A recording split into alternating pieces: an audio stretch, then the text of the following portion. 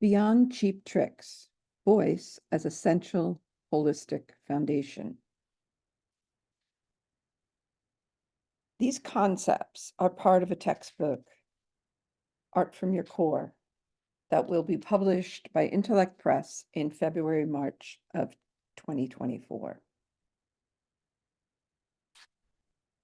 In the very early 2000s, one of our BFA candidates from a family of very talented artists made some brilliant work for his thesis show, destroying chairs from our department's various art studios to embellish them. Shortly after graduation, he won a coveted $15,000 prize. When I offered congratulations, he shrugged and said, no big deal. You just got to find a good trick.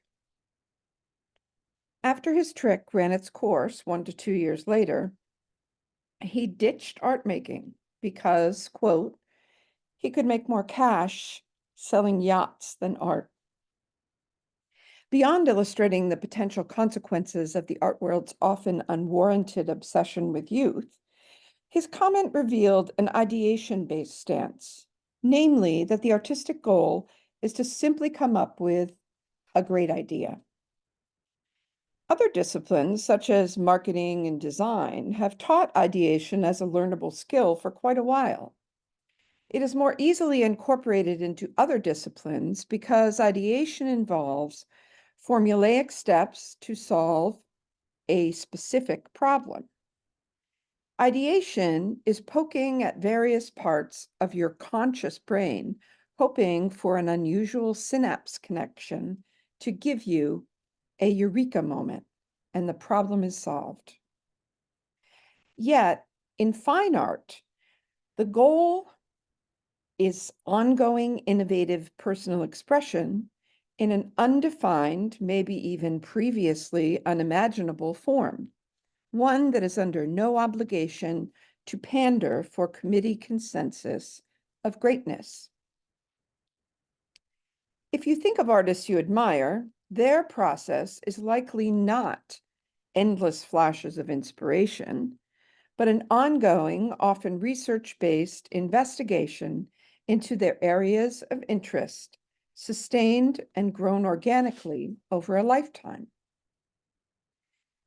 Because academia and parts of the art world have already been incorporated, and because history has proven that corporatization kills everything it touches, applying business techniques to art pedagogy should chill us all to the bone.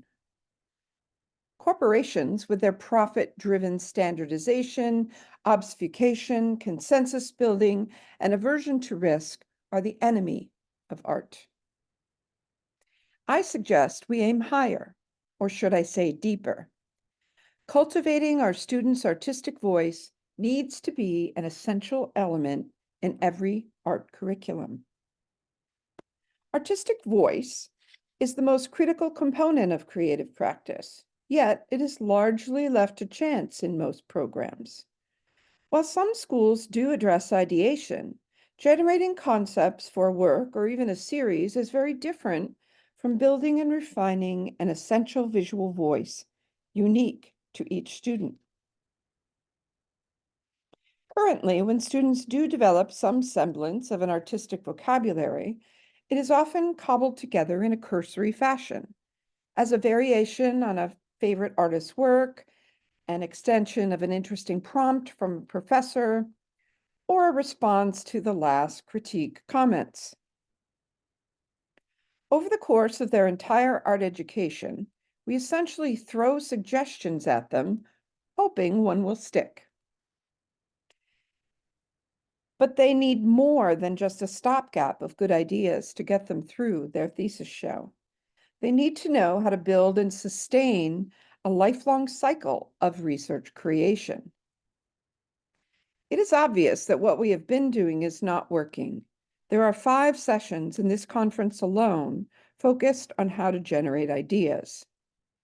It's just that the fantastic responses of ideation exercises to get student creative juices flowing need to be part of a much more expansive program.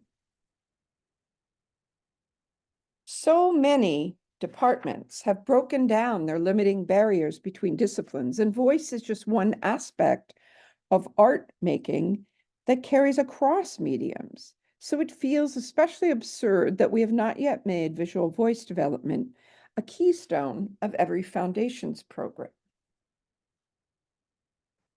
Voice is manifested from the very core of your being. It is a synthesis of the experiences, intellectual concepts, and aesthetic interests you possess, executed in your distinctive way in the formal, emotional, and intellectual language of your chosen medium. When successful, the combination of your ideas and the work's physical qualities is greater than the sum of its parts and distinguishes your outcome from everyone else's. If we wrote down a single concept and handed it to a dozen artists, we would get very different responses from each of them, and some works would be a stronger synthesis of idea and execution. As Frank Stella once said, there are no good ideas for paintings, there are only good paintings.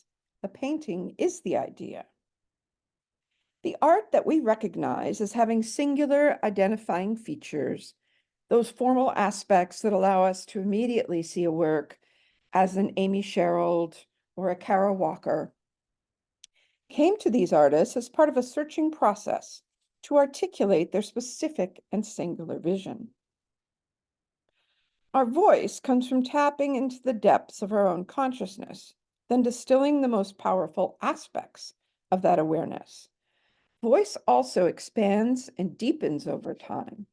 It evolves along with the artist. But because each artist's lexicon is generated in vastly different ways, it's challenging to cultivate individual voice in a classroom of 20 unique students. Each of them have diverse learning styles and life experiences, especially in a corporatized atmosphere of measurable outcome assessments, when the mandated primary goal for the class is teaching a list of other skills. It is easy to understand how we got to a place where the most obvious component for art making might be absent. For various reasons, art pedagogy often lags a few generations behind the actual art being made. Speaking historically, the notion of having a truly limitless choice about what we want to say and how we want to say it is relatively new. Consider the limiting genre choices that were popular until 120 years ago. In addition, these days, art can be made from almost anything, or even nothing. But up until Duchamp, there was a very short list of traditional art mediums. Following the narrow art historical model that functioned as gospel until quite recently, it was often possible to look at an artist's work and tell who they had studied with or where they had gone to school. The training of each disciple traditionally began by copying the work of their mentor. The art techniques passed from one generation to the next were often one step up from a paint by number set. And some obscure sectors of the art world still work that way.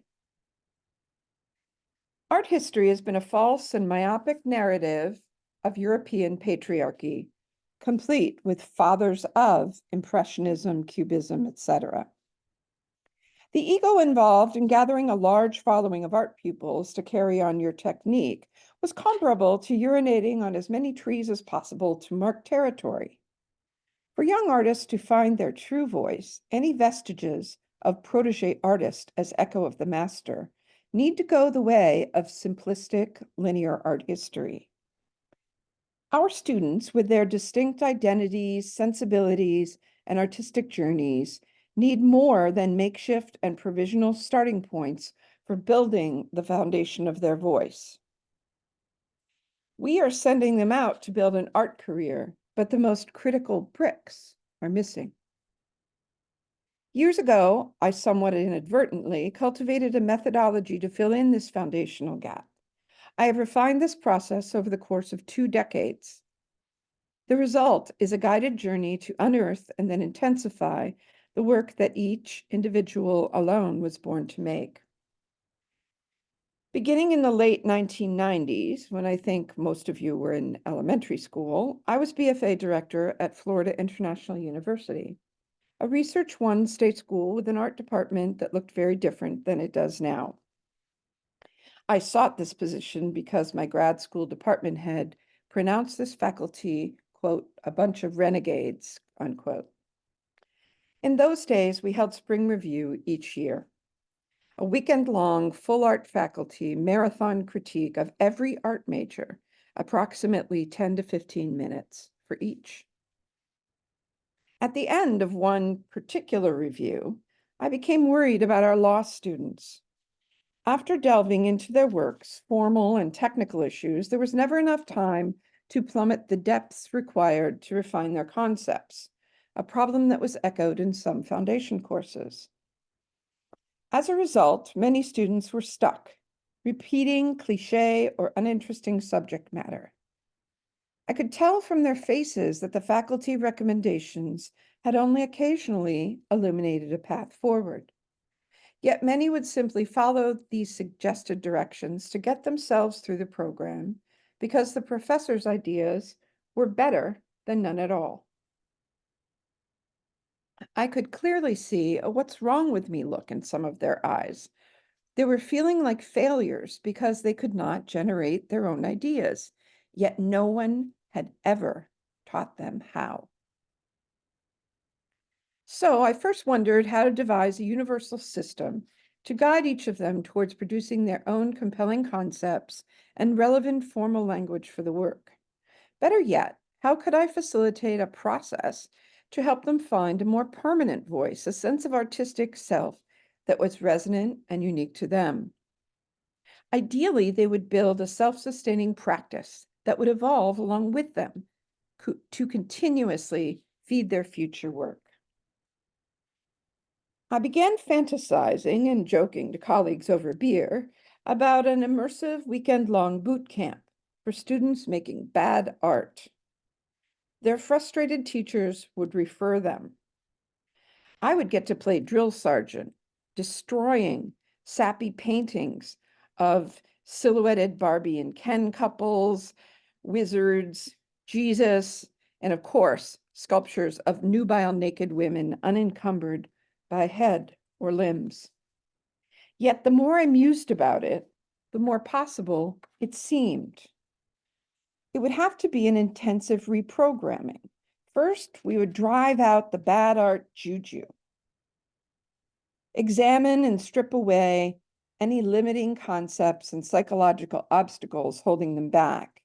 Then we would thoroughly mine their lives, psyches, and passions to build a solid, individualized core foundation that was theirs alone. Finally, we would intensify that voice. That very day, I devised the first of several focused exercises. Eventually, I built these concepts into a semester-long class and a visiting weekend artist workshop.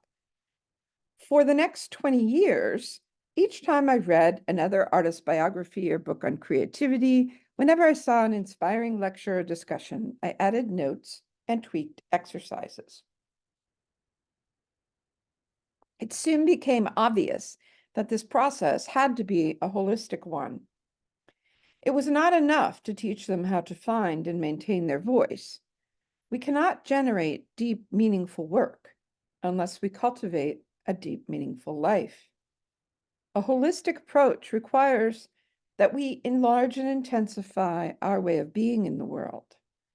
The book I have written is an invitation to build both an existence and artistic practice that are charged with significance.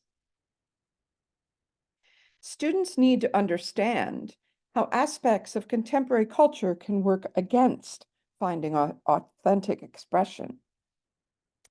Early influences and current outside forces can homogenize, sterilize, and commodify their work, distracting and steering them towards approval-seeking and ultimately mediocrity. Limiting trends of the day, biting criticism coming from a place of personal bias, or the instruction insistent upon getting them to conform against their temperament can blow artists off course for years, even decades. In my view, our job is to teach them how to build, shore up, and maintain a deep, meaningful art life, one that constantly feeds and intensifies their work, a self-sustaining research creation process that morphs and grows as they do. The process follows a therapy, tear down and rebuild model. We divest ourselves of ideas and influences that thwart creativity and growth in order to rebuild ourselves stronger, more self-assured, and truer to our own values and authentic expression. It is non-media specific, so painters, installation artists, textile artists, sculptors, photographers, filmmakers, and performance artists will find it useful to identify, articulate, or reassess their visual and conceptual vocabulary. Even professional artists can employ this process to tweak their work, initiate a new series, or attain that next level of articulation that they have been reaching for in their practice.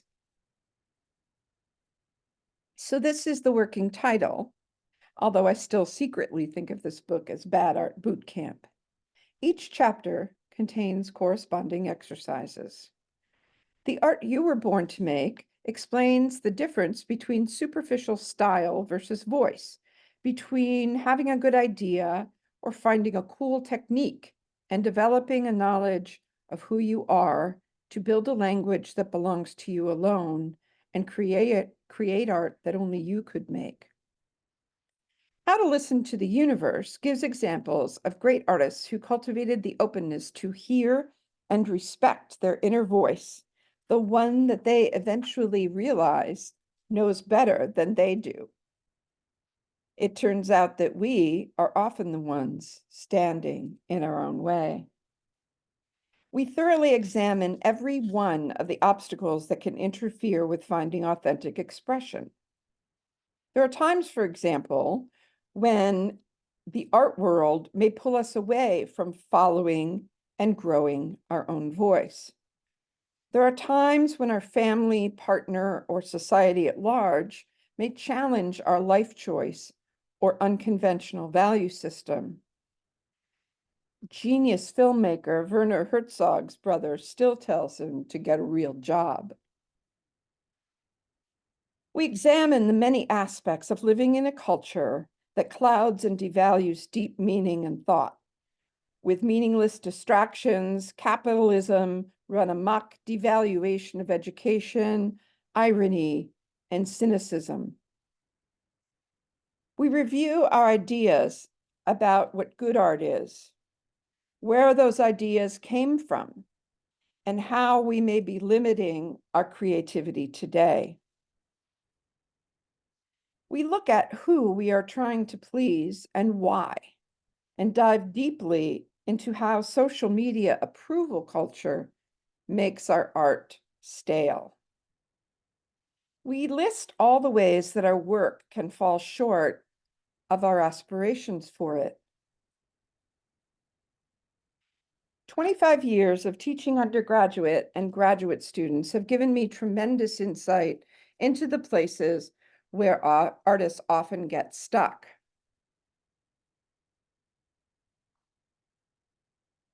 I frankly address the role money plays in an art career. I do end the chapter on an up note. I present scientific evidence that no one wants to hear that being plugged into devices is seriously harming our focus, intelligence, and creativity.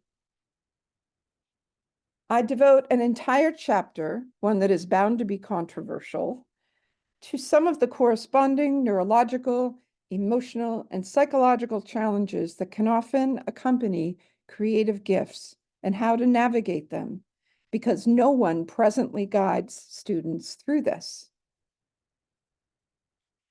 After we eliminate the obstacles, we're ready to build the core. Here, intensive exercises generate several possible idiosyncratic directions to choose from for each student's work. Based on reading endless artist biographies to understand where diverse artists' work can originate from, I have compiled 105 Mind Your Life questions to jog memories and act as potential catalysts for generating voice. Mind's Eye Memoir is an intuitive stream of consciousness journey to unearth more elusive and ephemeral stimuli. We learn how to distinguish and distill those aspects that are uniquely ours. Conscious creating introduces the concept of gestalt, to connect concept, form, and mediums to expand the way we think of materials, pushing their boundaries and putting them in service of increasing our art's potency. Intensifying the vision imagines or examines strategies for turning up the volume in our work. We look at many ways to access the subconscious, including exclusive interviews with some top contemporary artists on how they tap into this profound resource to innovate and develop ideas. We learn the importance of curiosity and wonder, as well as how to deepen our research to generate more powerful, layered work. We sharpen our instincts and follow the threads, a process of intuition-guided research, gestation, and development, along with cultivating openness to keep watch for gifts from the universe. We address the bravery required to recognize and create the work that needs to be made, and how to bump our work up from ordinary to extraordinary. Having both a lifetime of experience and little to lose, I drop a lot of truth bombs, some of which aren't exactly what one might consider career-advancing behavior. There may be unsettling insights that people do not want to hear, discussion of elephants in the room, and poking at some of the cognitive dissonance inherent in the life of an artist. Yet, arming our students with the truth is the only way that they will be able to imagine and build a more self-actualized and self-empowered art life than we have. As my project developed, my goal became to create a guide that every artist wished they had been handed at the beginning of their careers, and one that every professor prayed their students would read, enabling them to hit the ground running with a solid base of understanding regarding who they are, what their unique voice offers, and how to feed and sustain their practice over a lifetime. This self-awareness will serve them in both their life and their art. Visual voice is the heart of creativity, central to the development of student into artist, and it should be one of the cornerstones of art education. Rather than setting our students adrift after that thesis show, let's give them a lasting foundation that is solid and true to build a lifetime of art making upon. Thank you.